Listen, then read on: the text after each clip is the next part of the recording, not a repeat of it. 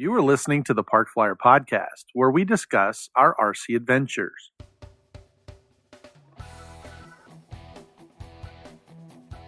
Welcome to the Park Flyer Podcast, where we discuss the ups and downs of the new RC Flyer. Join your hosts, Michael and Jay, as they take flight at the park. Now on with the show. Hey, everybody. Welcome to the Park Flyer Podcast. I'm Michael from Arizona. With me always are my good friends. Jay from the hills of Texas. And AK Mike in Texas.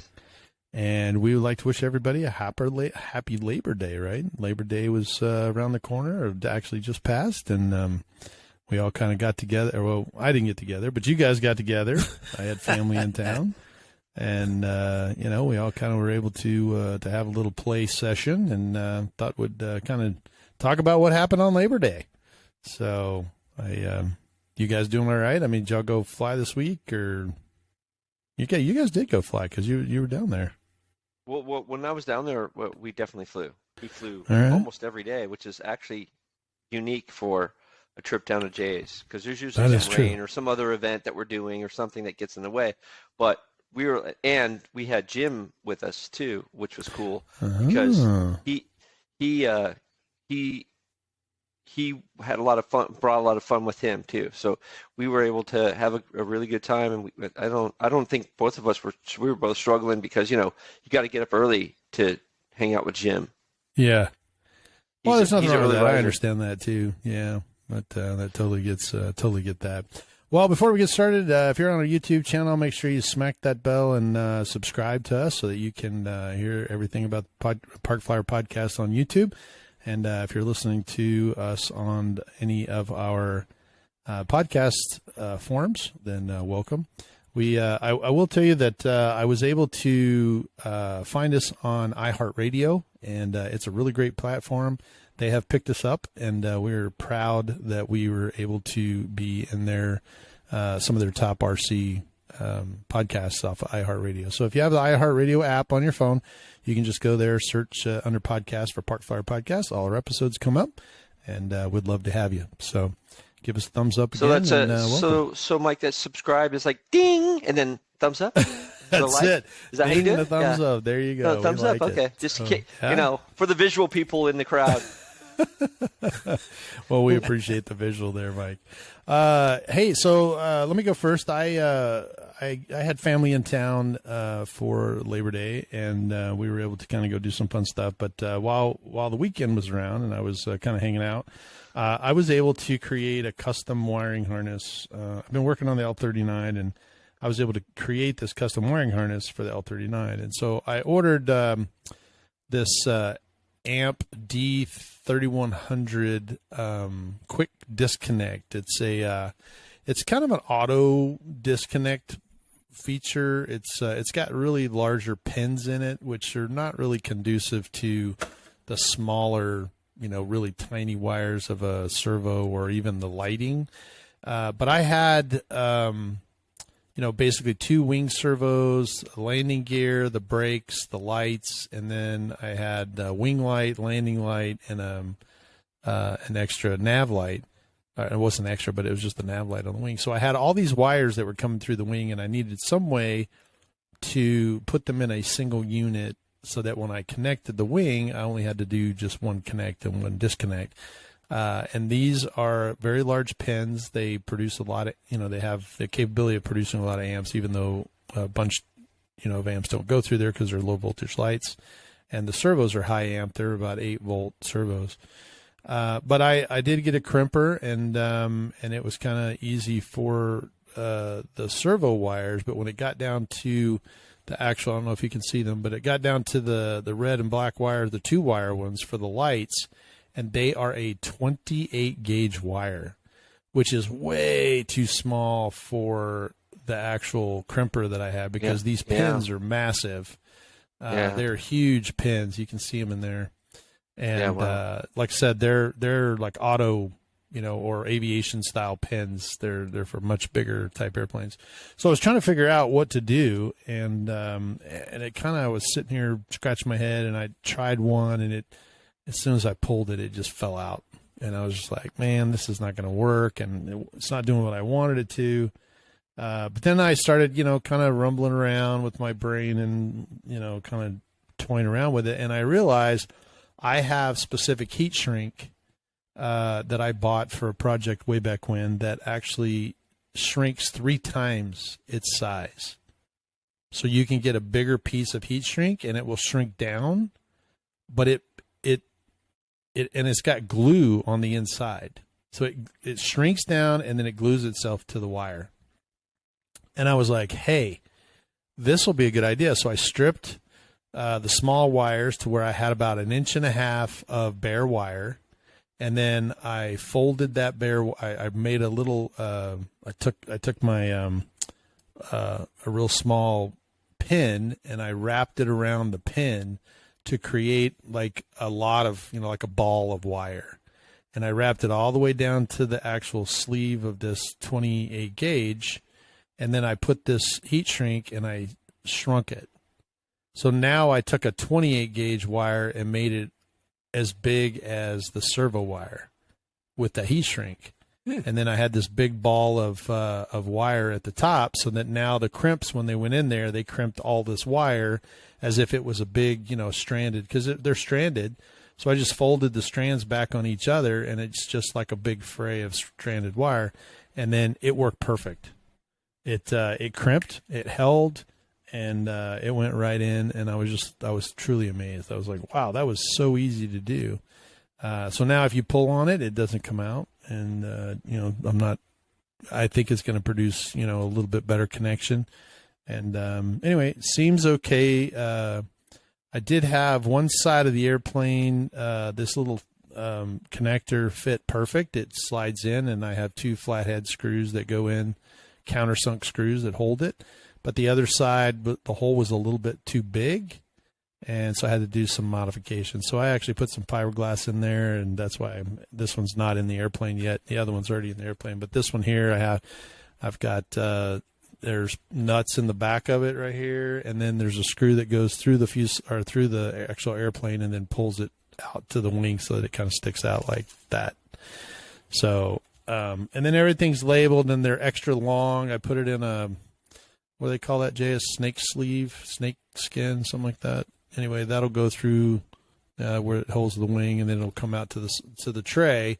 And then all these wires here don't have ends because they're going to be cut so that they're custom lengths right to the receiver when the receiver sits down. So anyway, it worked out. I've been really super happy. The only thing that I had to do different is that I had to get a removal tool, because these normally on like servos, if you want to remove it or it's not working and you have, because you're going to test it.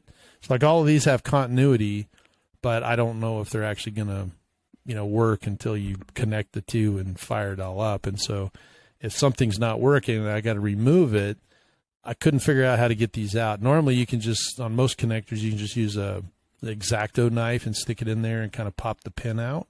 But this one here, believe it or not, has a special tool just for this. And it's really weird. It's kind of, it's not very big. It's got an opening, and then you just sort of shove it in. Basically, it makes it smaller, and then you just push it on out all the rest of the way out, right? It does have an opening, but it goes above the pin. And then there's like a little something on the top of the pin, and when you push in on it, it actually pushes down on the back of the pin, and then it'll come out. So it'll come right out, But it does have a hole in the middle. Yeah, I've used tools like that for some of the electronics work that I've done in the past. Have you?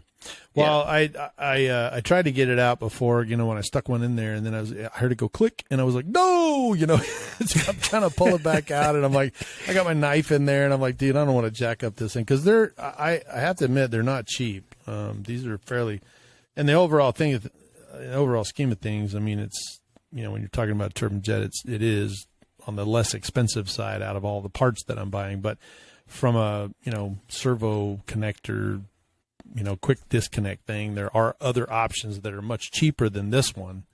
But this one, I think the pins are, I think they're like 50 cents each or something like that. So this one's got 20 pins in it, or 16 pins. So it's kind of crazy, but They have these in a 4, 6, 8, or no, it's in a 6, 10, 16, 20 size, and I got the 16 size because that was how many wires I had. But if I wanted to put anything else in there, I would have to get a bigger one. So, but I do like them. They are very beefy and they're very strong. They don't feel weak, when you put the wing together and you snap them in there, it just pushes right in. So, and it pulls right out very simply, because they're flat pins instead of round pins. So they just slide in and they slide right back out. But, and they have a lot of connection area. So it makes my connections, really strong. So I'm excited, but, that I was able to do some of that work and get the wings done and all ready to go.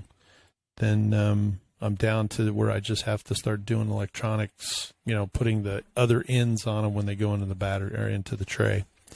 So I'm kind of to that point. But I got a few things done, and then my family, kind of decided to spend some time. We went out and did some fun stuff with my parents that came in, and it's good to see them. And kind of the rest is history. A week went by really quickly. So, but other than that, I would have come down. Had my parents not been coming in, my family not coming in. Yeah, we understand how your parents are more important than Jay and me. So happens every time, every year. Happens every time. That's not true. Not every. I come down there. I've been down there for Labor Day. Dude. They just happen to be coming up this time. Yeah, come on, man. But I know what you're saying. That's funny. Well, you missed a good time. We did have a good time, yeah. So one of the things I probably would like to start with in this whole thing is, one, we flew pretty much every day I was down there. That's amazing. And so that was cool by itself. In fact, the first day was like really overcast. And so we were just out flying and whatever, and I get home, I was like, oh, you know what? I probably should have put some kind of sunblock on because sunscreen, I'm a little bit red. Luckily, it wasn't. I've been in Texas for a while, so right. It wasn't as bad as it could have been if I had been from Alaska and it came down for Labor Day or something, because that would have been seriously bad. So that was one thing. The other thing was, we. I don't know. I think I've been flying for many years. I'm not the best flyer in the world, but I know a few things about flying and whatnot, and I've probably forgotten more than I've learned. But we were flying my first plane, which was the Dragonfly, which is Hobby King's North Star lookalike. So we get it off the ground, takes off nice. The day is beautiful. It's just barely breezy. I mean, it's really a bonus day. It was very nice. And we all hear this sound. This whatever it was like. I couldn't even imitate the sound, but we all heard it. We're like, oh, wonder what that is. I don't know. It seems to be flying fine. And so Jay's like, wow, you should bring it down because we should look at it. It's like, okay. So I land it, and we look at it and give it a once over. It's like, I don't know. I can't remember who pointed it out, but one of either Jay or Jim said, I think something's up with the elevator. It's like, really? It doesn't, it looks okay. Like it seems to be operating fine or whatever. So I was like, yeah, it's good. So, of course, where this is headed because otherwise I wouldn't be telling the story. There's safety number one. Yeah, exactly. And so what I'd like to call that is the elevator flutter of death. And so what had happened is that the elevator was loose, in fact, and actually it was flying fine, except for I decided I want to do some inverted flying, and I got it upside down, and it was kind of not really. It was nosing down into the ground more than I want to. So usually I rotate around instead of pulling elevator, but for whatever reason, whatever happened, it started coming down. And so I was like, that's fine, no big deal. And it's coming down pretty fast. And of course, I didn't pull back on the throttle either, but I pulled up on the elevator. Extremely fast. So wait, are we? So So wait, you're upside down, and I was then it starts inverted, coming and towards you. So it's I'm starting to inverted, come it to starts like a coming down split S. No, it started just coming down toward the ground, like the nose was. Like he's flying the pattern. He's flying the pattern. He's coming around the pattern, but he's cooking, and he inverts it, and he's coming towards us, and he inverts the plane. Yeah, and then the plane starts losing altitude. Right, and so instead of rotating back around, and getting it corrected, I decided to just pull around because I had plenty of space. I was 3 or 4 mistakes high, and then all of a sudden we see. It's like, what was that? Oh, I don't have any throttle, and of course. I also still didn't pull back on the throttle either for whatever stupid reason. I think I didn't do that until like the very end of the coming down. I was like, oh, shit, Yeah. And and all of a sudden, pieces everywhere. So Jim's like, oh, dude, that's bad, because it came down pretty hard. It really did. Yeah. And first thing I was worried about was like, where's the battery? It's like, oh, okay, the battery's fine. That's good. Battery's fine. And save that battery. I don't have to buy another 2200. Right? That's kind of where it was. And then we get over there, and it's like 4 or 5 pieces. And it's like, oh, that's a bummer. The whole power pod had broken, and it was pretty much a mess. So that's the one with the motors. The motor's on top, right? On top, it's a pusher? Yeah, in the back. A pusher? Yeah, it's a puller. It's a puller, but it's in the back above the wing. Yeah, exactly. Right. So if you're inverted, it's like a boat propeller, right? It probably doesn't fly inverted all that well, does it? Actually, it flies pretty well inverted if everything is proper. Because when I first got the plane, that thing was awesome. Yeah. So anyway, it didn't fly. It wasn't flying well, and then it wasn't flying at all. Obviously, because I crashed it, and so I was telling Jay, I think I had even talked to him just the day before. It's like, what's cool about what's going on now is I could care less about what happens to any one of these planes. Like that, before when I first was flying, it was like, oh no, it might crash, and now it's like, yeah, oh okay, let's go, let's see what happens, And so I don't really have like too much like mental. Or emotional investment in these planes anymore, especially that one, because I've flown that hundreds of times. I mean, that thing is, you got your money's 10 worth cents a out flight now. Yeah, for sure. And so, so we take it home, and that it was a 3-day repair. I mean, Jay was working, I was working on other stuff, and we started working on my FPV plane, trying to get the software working on that. And so I was working on that, and Jay was working on this, problem I created.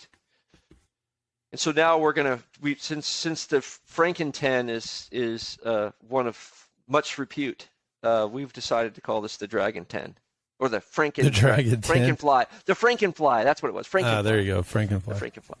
Instead of the Dragonfly, awesome. It's the Frankenfly. So Jay put it together, and quite frankly, I inverted it, and that thing flew better than it did before. Like, he fixed some problems that the elevator was working. well, aside from the elevator working, which I'm sure was part of the issue, probably. I think the power pod had probably been, jacked around. And what Jay did was he put a block of that pink foam in there to hold it up. So now it's a real solid. Like before, it could move like up and down just a little bit, but it could move. But now with that block in there, there's no way it's going anywhere. So it's very stable, even though there's a big gap right where there used to be no gap at all. And he made some good mods. He put a piece of wood in there to mount the servos onto, and instead of straight onto the foam, and some other things. And so it's probably flown the best it's flown in quite a while since some of my previous accidents. And so he did a really nice repair. It did take him a little while to do it, but Jay loves to do that kind of stuff. It was like, he saw that. I saw that, and I said, "Where's the trash bag?" And he saw that as like, "This is a challenge, yes." and he definitely rose to that. Yeah, he definitely. Well, because Mike said, I got my money's worth out of it. Oh well, blah blah blah. And I go, well, dude, it's only in 3 pieces, 4 pieces. Right. I think I can fix this. And he's like, I'm just going to throw it away. He pre-fitted a lot of it. And he was like, oh, this will fit back on there. Like, no problem. It's like, yeah, but what about all that missing figures? It's foam, like, don't worry about it. And, Jay and I, through the years, he's always said, well, the good thing about foam is you just cut that piece off and put a different piece on. You're fine. It'll fly. Yeah. And so I've really come to, to accept and for myself that that's the way it works. And so even though it had these huge gaps in it, I was like, this will probably fly. It's foam. It's got a good motor. Sure. We didn't break anything. All the servos were working fine. Let's do this. Right. And sure enough, it took off, and it goes as fast as it always.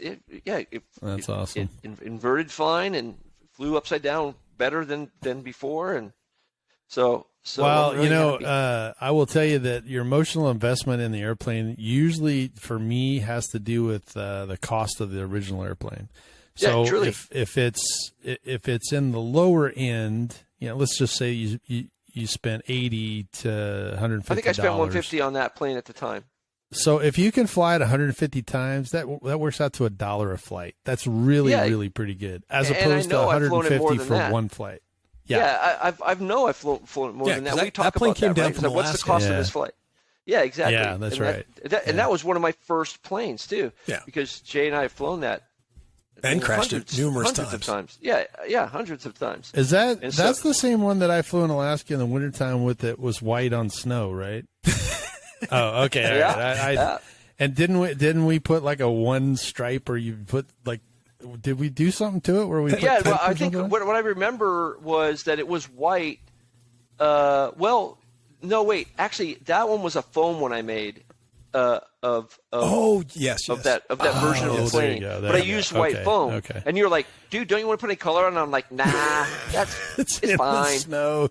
Yeah, flying it in the snow, you can't see it. Yeah, so this is the actual one from Hobby King, though. So from Hobby King. Yeah, but after I made that one, I was like, I like the plane so much, I just bought this ready to fly one from Hobby King, and it's been a great plane to fly because it's what I like it because it's ground, water, snow. Yeah, absolutely. Sure. And the prop is protected, so I don't think I've broken many props on it. Only when I've totally dorked up the power pod, where I actually, I think, and I had broke one prop because it was just too big for the plane, and I did a loop or something, and it went right into the body of the plane. You can see the scar. It's gutted out. You can see where we got it gutted out. It's like, oh, maybe that prop's too big. We'll have to use a different one. Right. And so, so it's been a great plane, really, and it still lives and flies well. So I'm really excited. So you were able to take it home then? Yeah. Without a trash bag. Everything you brought down, we were able to either fix, modify, and we were able to send it back, even though you crashed pretty much everything that you brought down? No. Everything? No. I didn't crash the wing. Yes, you did. And I didn't crash. I knocked you down out of the air. You knocked me out of the air. That's right. I didn't crash it. You knocked me out of the air. And then the other one that I didn't crash, but we've had trouble flying. It couldn't launch it the last time was the Panther. For whatever reason, it kept just nosing up on launch. Yeah. For whatever the reason was, we couldn't figure that out. And so I just I'm not flying this anymore because I don't want to break it. Right. I mean, I broke all my other planes. I didn't want to break that plane. And then we had fun with the FPV. We had 2 days to fly that one. Yep. And that was fun. I did that under the hood. We had some interesting problems with it. We don't know all the issues, but for whatever reason, the motor would just stop running. Like it would just shut down. And we think it was heat because it was a hot day, and we think it could be. So we moved the ESC and the video transmitter to a different spot, and that seemed to do a problem. I think one thing I learned about that particular plane is because it's a V-tail, you have to go faster when there's wind behind you. And I had pulled back on the throttle, and then the elevator wasn't working very well, and I couldn't figure out what the deal was. And Jay and I talked about it later, and we thought, okay, the problem is I was turning downwind and I had no throttle, so it didn't have any way to have an elevator. and so it just came toward the ground and obviously broke it because of that. But not so much so that it couldn't be put back together. We just need to put some glue on it and put it back together. It should be fine. So you were downwind turning back into the wind, or you no, were upwind I was turning in the wind. Downwind? I was up turning downwind, and then the elevator just upwind turning downwind. Yeah, and the elevator just wouldn't work anymore.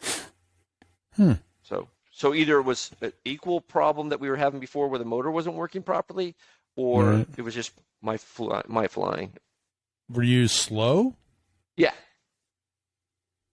Okay. Well. Yeah. We think that's the problem because the wind was gusting at that point.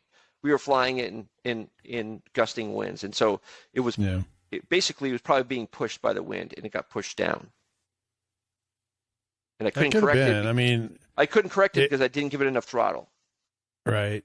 I mean, if you're going upwind and you don't have, and the wind is kind of hovering and you don't have enough to penetrate the wind, when you actually turn to go downwind, you will lose a little bit of that lift. It could penetrate, but it just that again. I think when I turned downwind, it was going nose down at that time. I lost altitude because I was turning, and I didn't have a good elevator as I was going along, and I probably needed some some power in the turn as well. I think then I cut the power because I was like, oh crap, it's not, the elevator's not working. So I cut the power because I was flying under the hood. So So I think that I don't have enough power going to make the elevator work properly so it could continue to fly. Because I think it would have continued flying well had I given it enough power. But I was afraid to, it was going down. I was afraid to crash it in the ground full power, right? So I didn't give it. I just didn't behave right. I mean, I wasn't playing. So you were in the FPV goggles, is what you were saying? Yep. Gotcha. Okay. Yeah, that means that's a little bit different. I was trying to imagine seeing it make that turn, and I'm like, well, if the nose was dropping, you could have just rolled the wings kind of level and pitched up a little bit. That would have solved the problem. But if you're in the hood and you're I did exactly that. I did exactly that. However, again, because I was going with the wind at that point, I don't believe I was going fast enough for the elevator to be effective. Yeah, that could be the case. I mean, I wasn't there. I'm only going off what you guys are telling me, but yep. That's the my only mind, thing my aviation mind is working, trying to figure out all the little mini, things that could have happened or that should have happened or whatever. So, or it just wasn't effective. Whatever was working. So yeah.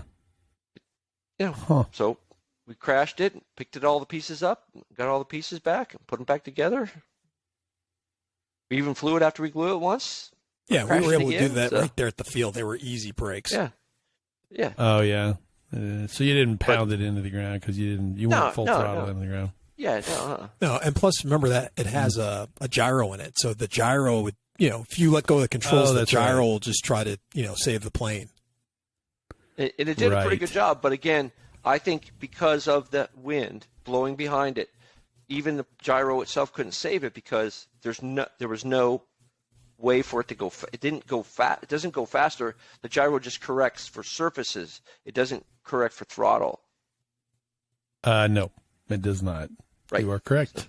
So that's what I think it is. If I had sped up, even though that was counterintuitive to me at the time, I think it would have been fine, and I would have not crashed into the ground. I might have got close to the ground, but I don't think I would have crashed into the ground because I would have had more effectiveness on the elevator. Yeah. Okay. Well, that makes sense. But we had fun flying it. Jay flew it a little bit. I flew it a little bit. It was good. We had a good time. I flew it into a fence. No. The same thing happened. But the same thing happened to Jay. The power died. And he was like, I'm way the hell out there. I was like, yeah, why are you the way the hell out there? Right, yeah. Why are you out by the llamas? Exactly. That's where he was, too. And and he was bringing it back, and I was like noticing it diving, and I was like, huh. And I looked over at the radio, and he had the elevator full up, and he had the throttle full up. And so clearly the engine had shut down for whatever reason. Right. And it was just like low, slow, going towards the fence. I was like, huh, that's going to hit the fence. Too bad that's not one of those barbed wire fences that has gaps that he might be able to fly through. Because quite frankly, Mike, he hit it in such a way that the whole plane went through one of the squares that was available. Wow. It went through. The wings popped off. They did not break. Huh. The wings popped off, and it went through. So the only thing that happened is because it's a square, it took the bottom part of the plane right off. Like there was a skid in the back, and it took that. It just clean took it right off. But other than that, I think that was it. Maybe there was a crack. Because the wings got ripped off, they didn't. It pulled off some of the foam from that. Right. But I mean, generally speaking, it really survived. He could have hit that worse. It could have hit. Like he could have hit the post and smacked. It would an accordion the whole thing, but he didn't. So I think that all said, he flew that masterfully. He lucked out. Yeah, he flew that. No, I'm gonna give it to him all the way. He threw it masterfully to the square. There you go. He couldn't see. That's too funny. Well, I mean, I did save the plane because it was, when I got it was, oh my gosh. I don't have it. I think what happened was I was flying, and all of a sudden there was it said it turned off the flight system. I was like, crap. And so he's like, what? I was like, take the plane. So I was way the hell out there to begin with, and then he couldn't really tell which direction it was going because he was sort of watching the plane but not really paying attention, like which way it was headed, away or not away. But then he had to kind of get orientation. He's like, oh shit, I've lost orientation. And then he's like, oh, I got it. No, shit, I don't have it. And then all of a sudden he's like, why is it dropping? Like, I don't know. So But he turned back, and of course he's turned into the wind too, which is another challenge, right? Because now he has no engine and turned into the wind. So it's just basically dropping out like an elevator, flying nicely and smooth. I was like, please get over the fence, and then nah. Right into the fence. Right into the fence. But he hit it perfect, really. That's cool. For any kind of, he could have hit it so that the wire went right through the middle of it, but he didn't. It was good. Funny. It worked out. Well, listen, our time is up. We are going to continue. Our time is up, but we're going to continue discussing our labor play here. If you just hang with us, we're going to take a quick break.